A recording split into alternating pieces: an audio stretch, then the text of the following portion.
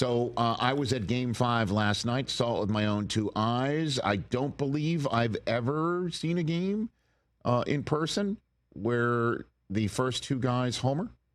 I don't think I've ever seen that. I can't recall the last game I saw where the first pitch went yard. One pitch, one run, one swing of momentum that we've seen the Blue Jays now carry for a couple of games in a row in Los Angeles.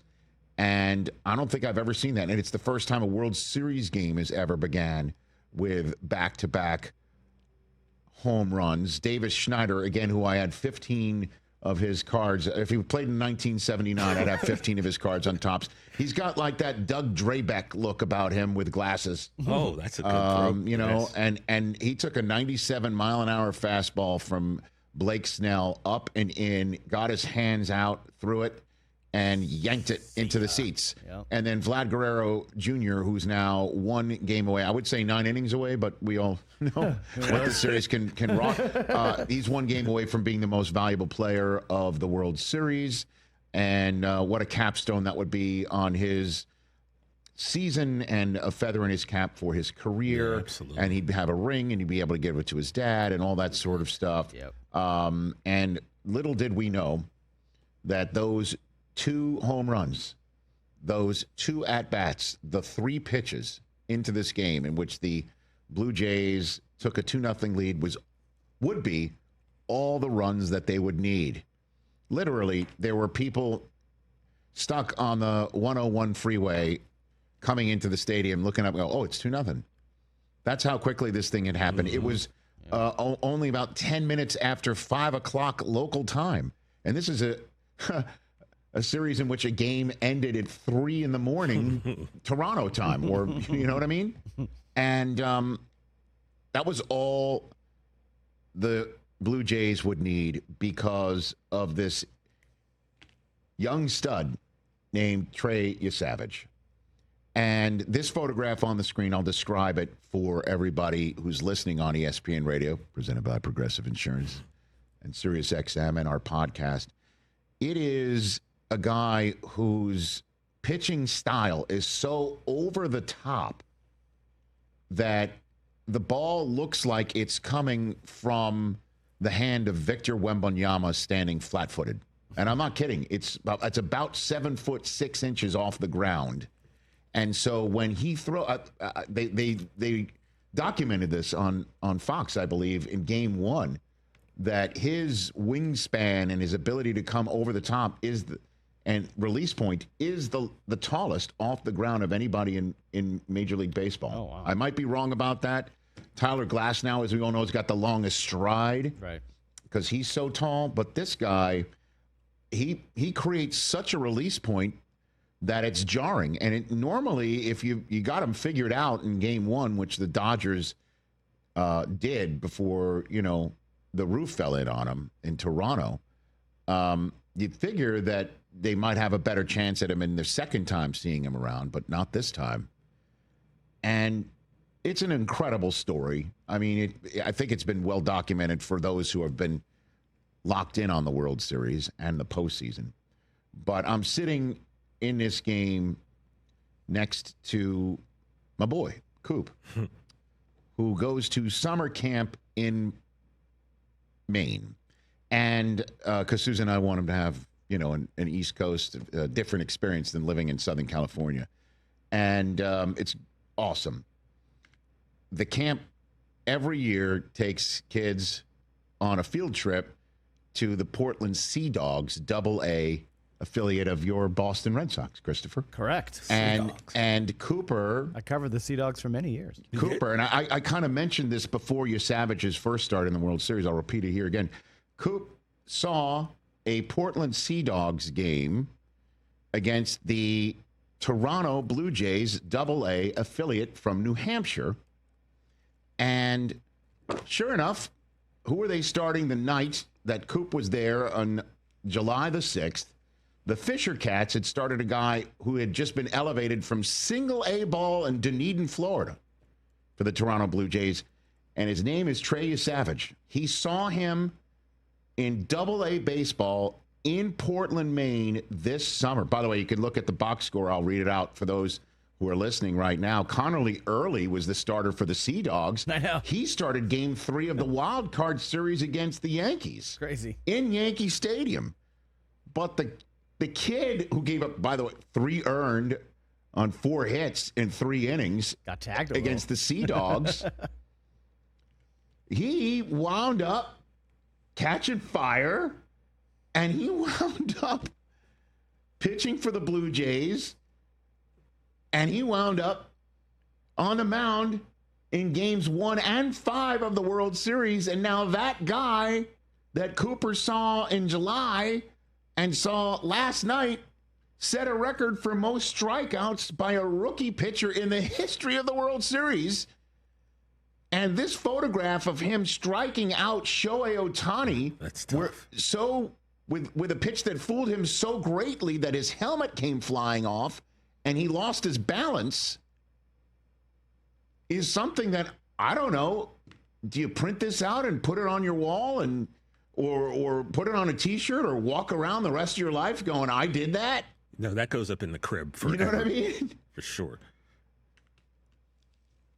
And the guy he surpassed, Don Newcomb of the Dodgers organization, and he became the first pitcher to have 10 strikeouts in a World Series start through the first 5 innings of that start since one of the folks in the crowd, Sandy Koufax, who was there again. Trey Yesavage going through 7 innings and just pounding that strike zone, pounding it.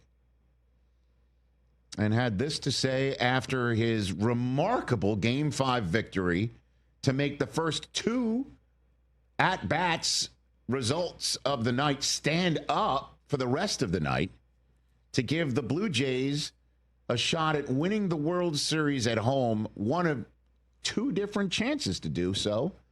This is what he had to say after the game. Crazy world. Hollywood couldn't have made it this good.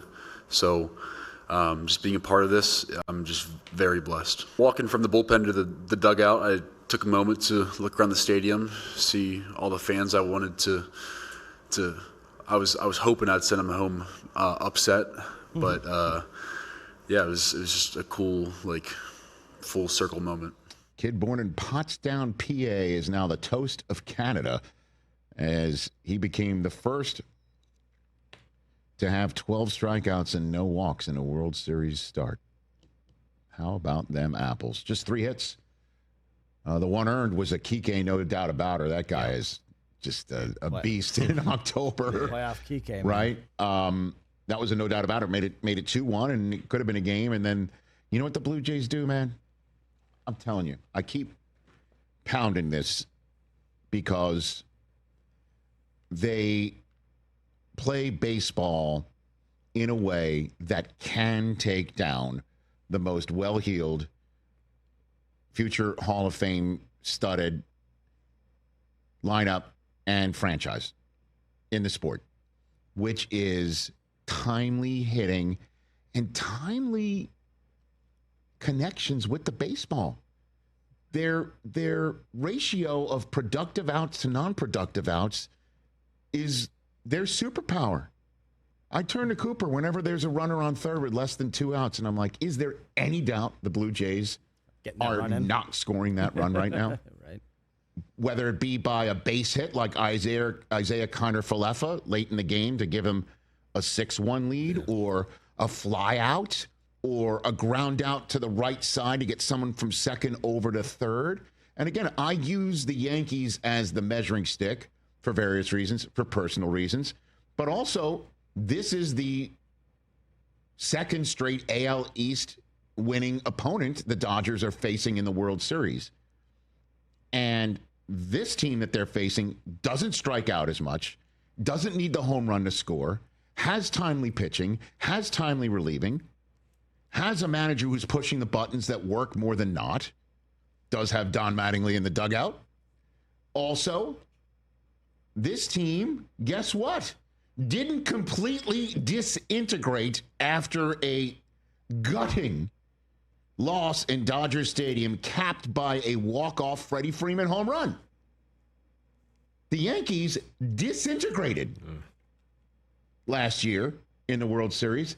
The Blue Jays, since losing to Freddie Freeman in the 19th inning and all the Dodger fans going home happy, listening to Randy Newman talking about how much he loves Los Angeles. They rallied. They have not lost yet. Not only have they rallied, they haven't lost. They said, you know what? We're going to just sweep the rest of Los Angeles. We'll win games 4 and 5. We'll beat Ohtani after the whole world's talking about what a unicorn he is on the mound. And then we'll send our kid out there and give him a lifetime photograph memory on the wall of Ohtani losing his balance in his helmet. They're unbelievable. They're a great baseball team. They play the game the way it's supposed to be played. And you know what? You could take Davis Schneider's salary, I bet. I don't even know what their salary is. And Ernie Clement's salary on top of each other, right? And Barger's salary and Lucas's salary, and just mount them up. Do they even come to the equivalence of a fraction of one of these Dodgers deferrals are? Davis Schneider is making $820,000 this year. And, you know, the Dodgers lineup is not making contact. They aren't playing baseball as well as the Blue Jays. Mookie Betts, man, I love this guy. He's raising his hand saying, look at me, hit it. I don't want to speak on anybody else, but for me personally, I've just been terrible. I've been terrible, and there's no I wish it was from lack of effort. I really do, but it's not. So I don't have any answers. Well, that's one thing you know it will never be for Mookie Betts is lack of effort. He's at 130 in the World Series, but his talent is so great. Normally, when you hit 130 in the World Series, you're dropped from 2 to 8. They dropped him from 2 to 3 in the lineup. Right. Because you just never know. He catches fire, and he'll change the entire fortunes. Good news for the Dodgers is Yamamoto's on the mound in Game 6. And all he's done is finish what he started 2 times in a row. Got to do it again. They need that, man. They need length from him because they need to score some runs. They do. That's true. Obviously. They have 4 runs in the last 29 innings. I ain't going to get it done. Because the Blue Jay pitchers make you swing and miss, and all they do is make contact with the baseball. Yeah. It really is amazing. Like the Dodgers just hit solo home runs. Yeah. That's it. That's all they do. Rich, you being Sort there. of like who? What does that remind you The of? Yankees. Yeah, right? Yeah. Last year. The Blue Jays are turning the Dodgers into the Yankees? Is that what you're telling me right now? It seems like it.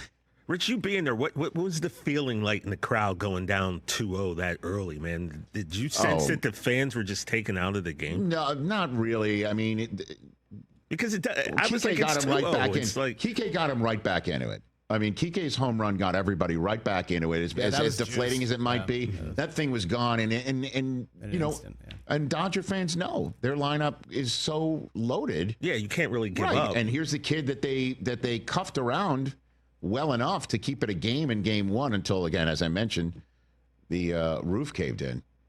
But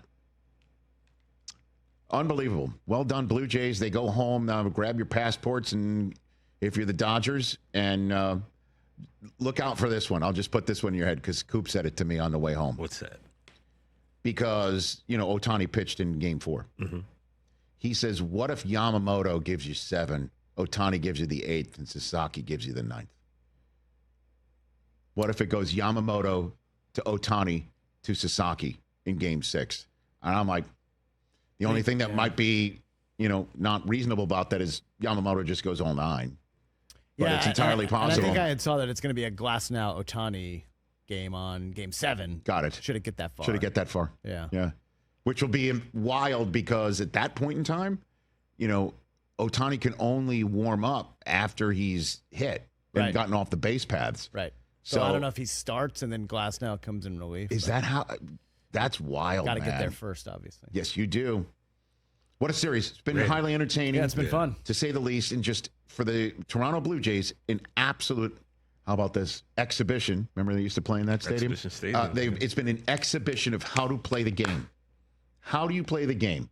Make contact, put the pressure on the other team because you make contact, and then pitch well enough where there is no contact. Hey, you made it all the way to the end. Thanks for that. Check us out every single day streaming live on Disney Plus and the ESPN app 12 to 3 Eastern.